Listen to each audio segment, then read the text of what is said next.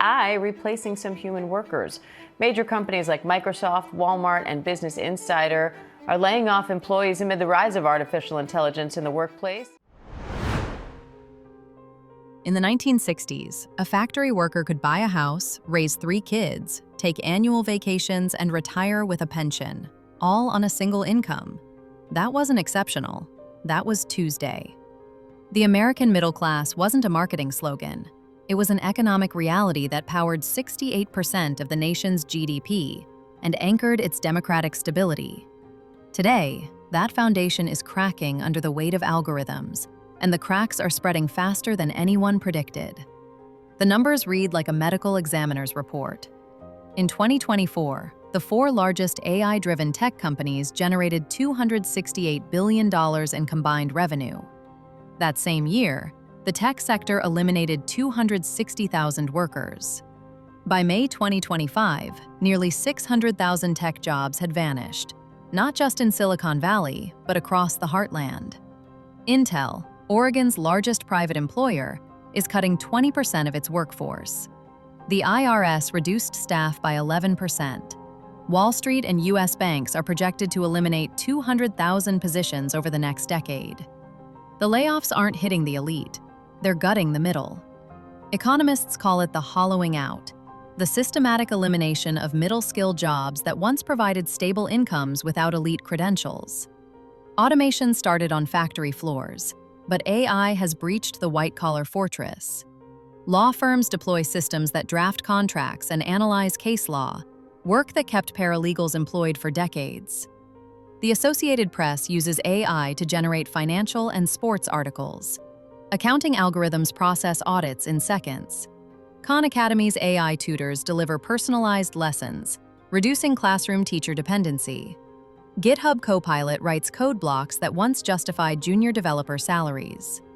McKinsey estimates 15 to 30% of white-collar working hours could be automated by 2030. The jobs aren't just disappearing. The career ladders leading to better jobs are collapsing beneath them. Higher education was supposed to be the escape hatch. Work hard, get a degree, climb into stability. That contract has been shredded. The Federal Reserve Bank of New York found that 44% of college graduates now work jobs that don't require their degrees. More than half earn under $50,000 annually, below historical starting averages.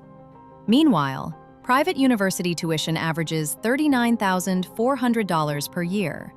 Public institutions charge $11,200 for in-state students.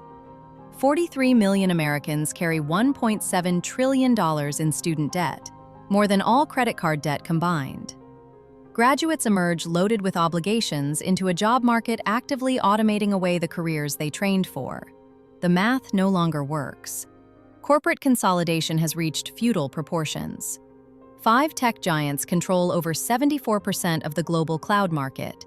NVIDIA holds 95% of the advanced GPU market, gatekeeping the hardware required to train AI models. This dominance crushes smaller competitors, suppresses innovation, and eliminates the entrepreneurial pathways that once created middle-class wealth. The profits concentrate upward with religious consistency. Amazon's net income jumped over 200% in 2024, driven by AI and automation. Average employee wages rose 1.8%. The gains and the workers occupy different economies. The secure, full-time job with benefits is becoming a museum exhibit.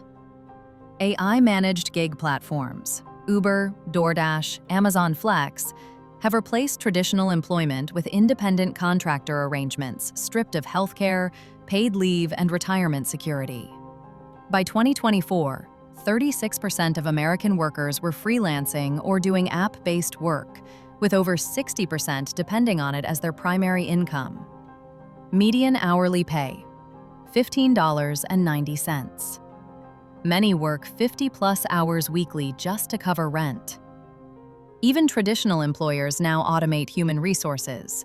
Algorithms hire, monitor, and terminate workers, often without explanation or appeal. The boss is a black box. Geography compounds the damage. San Francisco and New York absorb over 65% of AI-related new hires. States like Ohio and Michigan hemorrhage industrial and administrative jobs without replacement industries emerging. Older workers face particular brutality. Only 14% of Americans over 50 pursued digital skills training between 2020 and 2024. The retraining infrastructure that might bridge this gap barely exists. Wealth inequality has reached historical extremes. The richest 10% now own 70% of all wealth. The middle class's share has plummeted from 62% in 1980 to 43% in 2023. This isn't just an economic shift, it's a social fracture. A weakened middle class invests less in education, participates less in civic life, and struggles to maintain the stable families and communities that democracies require to function. Here's the paradox that should keep executives awake at night. The same corporations driving AI adoption are systematically destroying the purchasing power of their own customers. Middle-class households buy the homes, cars, appliances, and insurance that keep the economy circulating. Private consumption represents 68% of GDP, and 70% of that flows from middle-class wallets. In 1971, 61% of Americans lived in middle-income households. By 2016, that figure had dropped to 52%. If the erosion accelerates, we enter an automation without demand death spiral, AI producing more than ever while fewer people can afford to buy any of it. Artificial intelligence isn't inherently destructive. It can birth industries, solve problems beyond human capacity, and multiply productivity in ways that benefit everyone. But technology doesn't distribute its gains automatically. Without structural reforms, retraining infrastructure, updated labor protections, policies that spread AI's benefits beyond shareholders, the rapid deployment of these systems will hollow out the economic middle that America depends on for stability, growth, and democratic participation. The question isn't what AI can produce. It's who will still be able to afford what it makes. The American dream didn't die of natural causes. It's being optimized out of existence, one algorithm at a time. Whether that process continues unchecked depends entirely on choices being made right now, by corporations, by policymakers, and by the workers watching their industries transform beneath their feet.